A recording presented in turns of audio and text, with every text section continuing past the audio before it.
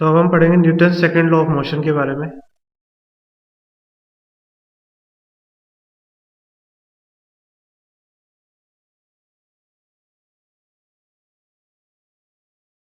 Newton second law हमें force का measurement देता है। न्यूटन सेकंड लॉ की हेल्प से हम ये पता कर सकते हैं कि किसी बॉडी पर कितना फोर्स लग रहा है।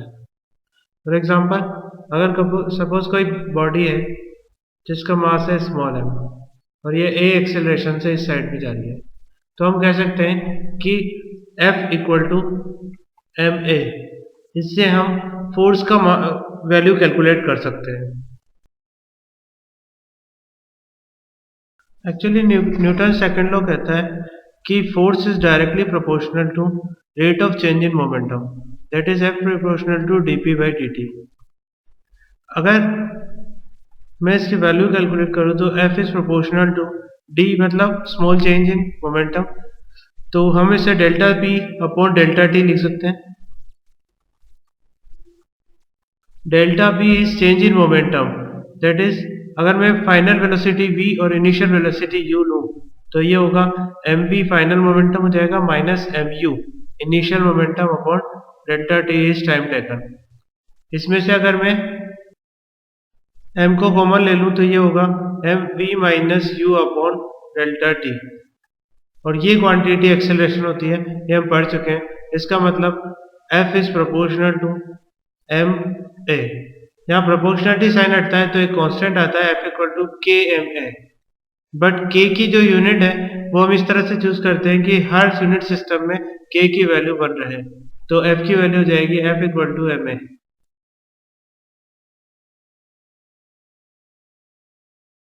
अगर मैं इसकी यूनिट निकालना चाहूँ तो मास इंटू एक्सेलरेशन, मास है kg, एक्सेलरेशन है metre per second square, that is kg metre per second square will be the unit of force.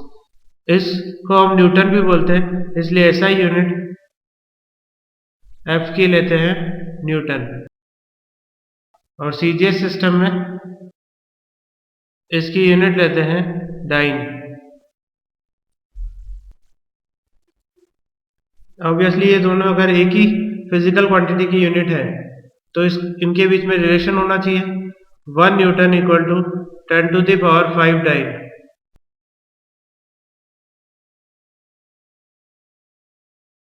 Newton second law की फिजिक्स में कई एप्लीकेशंस हैं।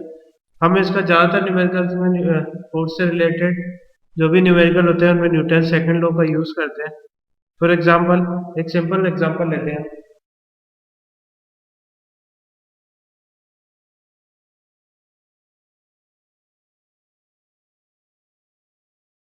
एक ब्लॉक है जो कि एक स्ट्रिंग से सस्पेंडेड है, इसका मास 10 kg है, g की वैल्यू सपोज हमें दी हुई है 10 मीटर पर सेकंड स्क्वायर, जो कि एक अप्रोक्सीमेट वैल्यू है। नाउ मुझे इस स्ट्रिंग में टेंशन फाइंड आउट करना है। टेंशन की वैल्यू हमें फाइंड आउट करनी है। डायरेक्शन की जहां तक पाते तो इस सपोर्ट पर टेंशन नीचे की तरफ होगा और इस बेस पर टेंशन ऊपर की तरफ होगा। अब इस कंडीशन में हम इस ब्लॉक का फ्री बॉडी डायग्राम बनाते हैं। फ्री बॉडी डायग्राम का मतलब है हम उस डायग्राम को बाकी सारे सिस्टम से फ्री कर देंगे और उस पर लगने वाले सारे फोर्स बताएंगे। ये सपोज इस ब्लॉक का फ्री बॉडी डायग्राम बनाया तो इस पे लगने वाले फोर्स देखते हैं। इस पर एक टी टेंशन ऊपर की तरफ लग रहा है जो हमें कैलकुलेट करना है। इसके अलावा इसका वेट जो कि ग्रेविटेशनल पुल है नीचे की तरफ लग रहा है, और कितना होगा ये mg। m कितना है 10, तो 10 इंटू जी, ये इसका डाउनवर्ड फोर्स हो गया। Now if system is in equilibrium, अगर ये सिस्टम यानी ये ब्लॉक न तो नीचे जा रहा है ये न ऊपर जा रहा है, इसका मतलब ये इक्विलिब्रियम में है, इसका मतलब अपवर्ड फोर्स और डाउनवर्ड फोर्स इक्वल होने चाहिए। तो हम करेंगे T equal to 10 into G. G की वैल्यू रखने पर हमें मिलेगा T equal to 100 Newton.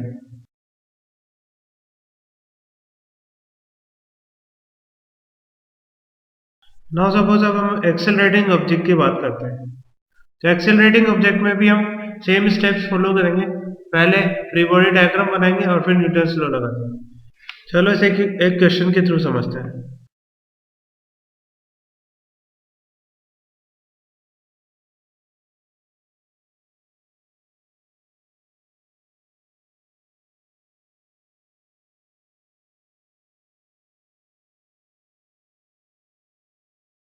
Suppose एक स्मूथ सरफेस है, इस पर दो ब्लॉक रखे हुए चिपके हुए, इस पर हमें फोर्स अप्लाई कर रहे हैं। ना हमें ए और बी के बीच में कॉन्टैक्ट फोर्स पता करना है। तो अब हम क्या करें?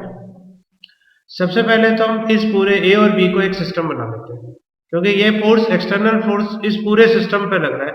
तो अगर मैं M1 और M2 को पूरे एक सिस्टम बना लूं, तो सपोज मैंने एक ब्लॉक से इसको रिप्रेजेंट कर दिया, that is the mass is M1 plus M2 and F force is applied on it.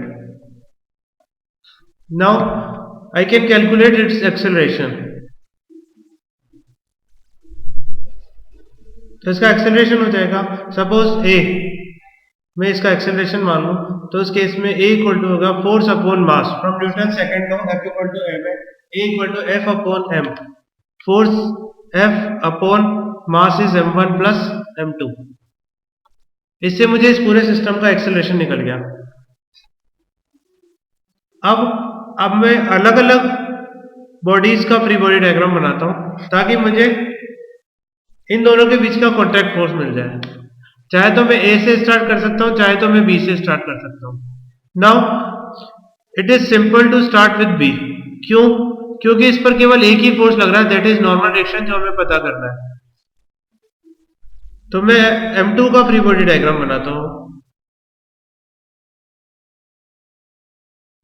इस पर एक नॉर्मल डायरेक्शन लग रहा होगा, जो कि ए बी पर लगा रहा है, दैट इज n सपोज। इसका एक्सेलरेशन वही होगा, क्योंकि दोनों बॉडी चिपक के चल रही है, इसलिए एक्सेलरेशन सेम होगा, ए की वैल्यू क्या होगी, ए ही, जो कि हम कैलकुलेट कर चुके हैं। अब अगर मैं इस बॉडी पर न्यूटन सेकंड लॉ लगाता हूं, तो फोर्स लग रहा है n and acceleration is a, so n equal to m2 into a।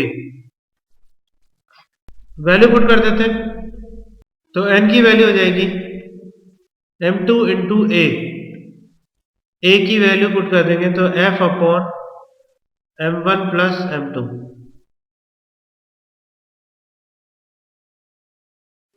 तो इस तरह से दोनों बॉडीज के बीच में लगने वाला नॉर्मल डायरेक्शन हमें पता चल जाएगा, यानी इतना ही नॉर्मल डायरेक्शन ए बी पर लगाएगा और इतना ही बी ए पर लगाएगा।